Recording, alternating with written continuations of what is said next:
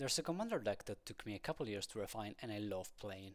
I personally think this legend is quite underrated, in the command zone at least, since on EDH rack it sports just little more than 300 decks. I'm talking about Zellix Sanity Flayer, a legend that offers a pretty rare effect for a mid strategy, by providing 1/1 black horror creature tokens whenever a player mills one or more creatures. Since it comes from Commander Legends Battle for Baldur's Gate, Zelix has Choose a Background, which allows it to be paired with a legendary background enchantment. I do admire the creativity of decks which pair Zelix with non-black backgrounds, yet I am a silly basic brewer, so I went off the classic blue-black way. You usually see Zelix paired with Haunted One as they came together in the Mind Flayer deck. That one was more geared towards being a horror Kindred deck, with Mill being weaved in as a team linked with a creature type. This was also my starting point, but I'm not too fond of Kindred decks, as those can be quite one-note in my eyes. I also tried using Scion of Alastair, which unfortunately does not count as Mill, but it is good for a more classic Reanimation build, if that is your jam. So, in the end, I realized that 1/1 horrors made pretty great sacrifice fodder, so I finally opted for Agent of the Iron Throne. Now, I am pretty sure you're already thinking there is a better option for this with more colors, so let's address the naga in the room immediately. Let me just move to white space first.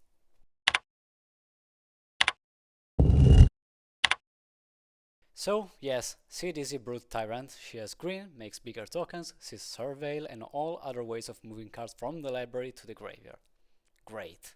I can see the point, but I believe there are still a few points in favor of Zelix here. First off, did you notice how Zelix actually sees your opponent's milling creatures as well?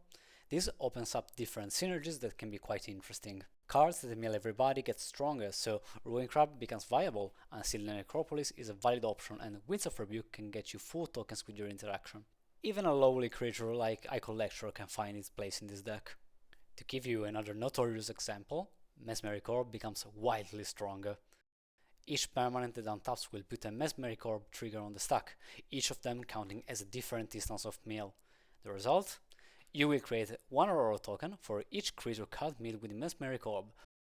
For each player. The usual critique towards milling your opponents often boils down to the fact that you are actively helping the graveyard player by filling their graveyard with a win condition. Alright, first off, my brother in Christ, there's graveyard date for that, please run it, even if you don't plan on milling your opponents, please, thank you.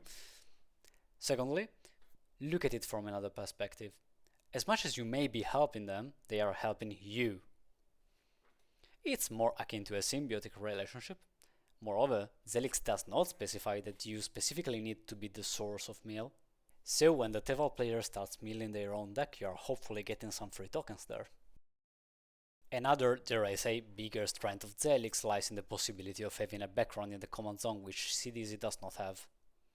Having both the token maker and the Aristocrat's payoff in the command zone is definitely strong, as it provides a direct way to close out the game. Then, in the end, I think it boils down to your own personal taste. Honestly, it feels like Sidisi can be broken pretty easily, and that's not really the vibe I was looking for here. I'm also not a huge fan of 3 or more color decks in general, so although Sidisi could probably be built better and stronger, I don't really strive for that kind of experience. Also, 1/1 horrors can be naturally skull clamped, while 2/2 zombies cannot. Checkmate, you naga enthusiasts! So, what's the plan? Let's analyze the usual components of an Aristocrat's game plan. As usual, we need 3 main components, which are fodder to sacrifice, a sacrifice outlet, and a payoff, usually in the form of an Aristocrat. Well, what do you know? Zelix and its background already account for 2 of those categories.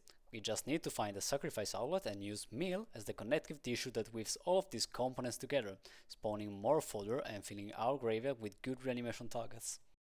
This deck is quite a puzzle to solve every time. The road to victory is rarely straightforward, and more often than not it is not deterministic, as Zelix enables lots of looping synergies that are not guaranteed to hit, and can eventually whiff at some point. That's why the Aristocrat side of the deck helps in putting a cap to all this looping, so that even if milling by itself does not get you there, the loss of life will. So, let me just give you an example of what we are looking for. Zelix, Agent of the Iron Throne and Altar of Dementia. Sacrifice any fodder to the altar, mill someone, usually yourself, Eat a creature, create a horror, sacrifice the horror to the altar, and continue like this as long as you can. Each iteration of this loop will make your opponents lose 1 life. But don't worry if the loop is interrupted, there are many ways to restart it or profit from it. Activate Zelix for a bonus round, for instance, or add in a Pitiless Plunderer and you get treasure tokens along the way. There are actually many ways to achieve a similar setup. The fun part is looking at what you have available and putting together a plan to find the pieces you are lacking at the moment. Repeatedly goldfishing and playing the deck is the best practice to learn to recognize them. Unfortunately, at least in these colors, there isn't much redundancy for Zelix effect. Undead Alchemist is the closest and situationally better creature for this, but besides that I opted to diversify a bit by leveraging what's been already milled with Tombstone Stairwell. In my testing so far, I haven't really found the necessity of more redundancy than this. What this deck really needs instead are good mill enablers, and the rule of thumb to choose them is that they depend on 3 factors: their mana cost, how much the effect is repeatable, and now they can be meshed into the Aristocrat Strategy. For instance, the crabs are fine, as is Icon Lecture. They're not great, but you don't get much better for 1 mana. By contrast, Extractor Demon is incredibly costly, but it can be unearthed for 2 generic and a black, and it is essentially an aristocrat that mills instead of causing loss of life, as is Scavenger's Talent. Phenax is also bonkers in this regard, making horror tokens tap to mill and multiply when paired with Zelix. Add in Lightning Reefs to the mix as an ace enabler and you got a game-winning combo here. Talking aristocrats, beside the agent there aren't many, but they are well worth it. Sir Conrad the Grim and his dog Dreadon see both creatures dying and being milled, pulling double duty with this build, eventually allowing to skip sacrificing his creature completely. Polluted Cistern also sees cards being milled from our deck and will make opponents lose 1 life each time we opt to self-mill. I assure this card is an overperforming bomb. Having a reanimation effect attached to it as Demoubliette is the cherry on top. Finally, Ayara will leverage the horror tokens entering the battlefield and draw a card here and there. This build runs the usual bunch of sacrifice outlets. Besides the aforementioned Altar of Dementia, we got Visceral Seer, Ghost Strider, Ashnod's Altar, War and Soul Trader, the latter 2 being pivotal to avoid losing steam in a good turn. And kinda the same for the card advantage package, you see the usual suspects plus a couple of outliers. Having reached this point, you might be worried of ending up in a pot with a low creature count, screwing your strategy. Don't worry, I got you covered. I am constantly experimenting with ratios, but based on my personal experience, to maximize the aura production I tried my best to staple most effects on creatures, of which this deck runs 42, and yes, I replaced a few lands with creatures thanks to land cyclers and MDFCs. We will more often than not mill ourselves when able, which brings us to the suite of reanimation effects in the deck. Nothing too much out of the ordinary here, but I purposely avoided some of the big classics for more synergistic options. For instance, Dread Return and From the Catacombs can be cast from the graveyard, and there are creatures with reanimation effects that step onto them, like Junji and Legless Looter, which is not actually reanimation, but you get it. Chthonian Nightmare always overperforms in this deck. We have many good targets that cost 3 mana or less, Commander included, and since the energy reserve carries over, a detail which I think is often overlooked, multiple usages can eventually get something bigger out of the grave. I recently tried including Archimancer in the deck to leverage reanimation spells that reanimate multiple creatures like Victimize, Lich Knight Conquest and Wake the Dead. These cards together can help me create more repeatable engines that can help me extract value from the graveyard. Say I cast Victimize and after sacrificing a creature I target Archimancer and any other creature I want to reanimate. Once Victimize resolves and they enter the battlefield, the Archimancer can see Victimize in the graveyard and return it to hand, giving me another shot. This can be used for interaction, card advantage, sweepers, whatever you need at a specific time, and if you have a sacrifice outlet at hand, it will be very easy to always have Archimancer in the bin to repeat it. Unfortunately, due to my self-imposed deck building restrictions, this deck runs a bit light on instant speed interaction.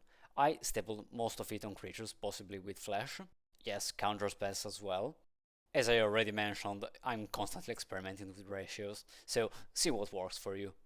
I think it's clear this deck has great combo potential and can be easily upgraded into a full-on bracket 4 deck with all kinds of combos. I personally included the infamous Mind Crank, but I stayed away from stuff like Altar of the Brood, which is a 2-card combo with a commander here. Wait for turn 4, play Altar of the Brood, play Zelix, each opponent mills 1 due to the altar triggering. If at least a creature is milled this way, Zelix will create a token, which will trigger the altar again, and so on. I tried that for a while, but after being able to pull that off a few times, it was quite the anticlimactic way to win, and it did paint a huge target on Zelix itself just by existing inside the deck.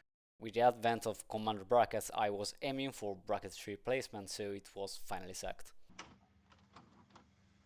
Hi, Unscripted Editor Cappy here. It's been almost 2 months since I finished the script of this video, and do you remember when I said that I included Mindcrank in this deck? Well, it's gone as well, just like the Altar of the Brute for pretty much the same reasons. It was either a combo piece that would make me win the game on the spot, or that card in my hand, because there wasn't really a way to play it without abusing it. If I even did play it just to get some meal from the damage that would come anyway in a normal EDH game, people would just start attacking me and stop attacking each other because they would just give me horrors otherwise. So yeah, my rank was sacked as well. Sorry for the interruption, back to the video. That type of combo also used to make me want to avoid running tutors in the deck at all, so since the altar was yeeted out of the way, I started experimenting with adding a few of those in again, to make the playing experience a bit smoother. It's still a work in progress, we will see. Well, I surely hope that me yapping about one of my favorite cardboard babies has been entertaining for you. If you are interested in the full deck list, you may find it in the video description, and feel free to challenge my choices in the comment below. The actual list will be updated over time as I keep tuning the deck, so be sure to check it out again in the future if this deck is your cup of tea, and you eventually want to see what the future has in store. That said, till next time.